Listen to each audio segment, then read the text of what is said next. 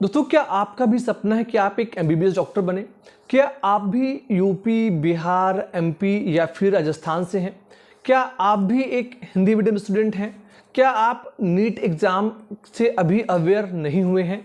या फिर अगर आप एक पेरेंट्स हैं तो क्या आप भी चाहते हैं कि आपका जो बेटा या बेटी है वो डॉक्टर बने?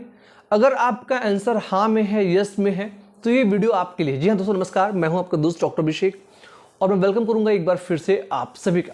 तो ऐसे बच्चे जो कि हिंदी मीडियम से हैं वो बहुत कंफ्यूज हैं कि सर नीट एग्ज़ाम की प्रिपरेशन कैसे करें, कट ऑफ जो कि बहुत हाई जाती है, तो क्या हम भी एमबीबीएस कर पाएंगे?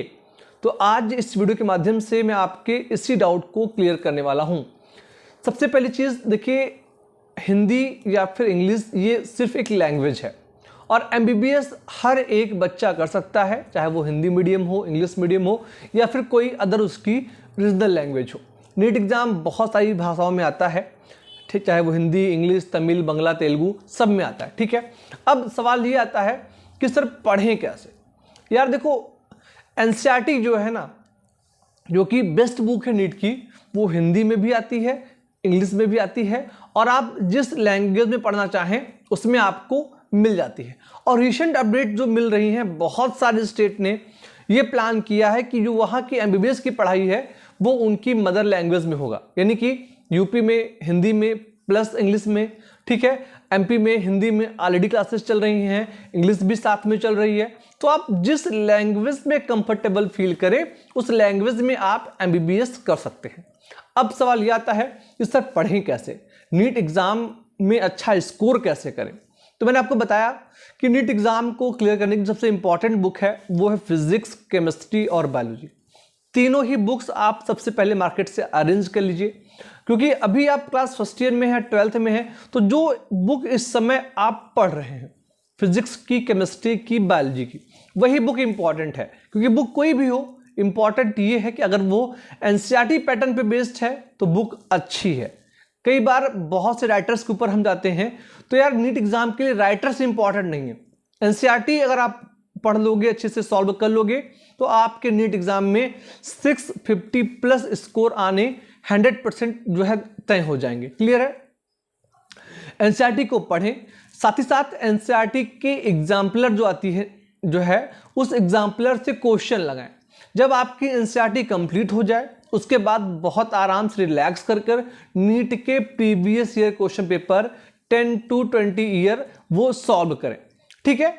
जब आप नीट के क्वेश्चन सॉल्व कर लोगे, एनसीईआरटी को पढ़ लोगे, तब आपका जो फर्स्ट अटेम्प्ट में है वो सिलेक्शन हो जाएगा।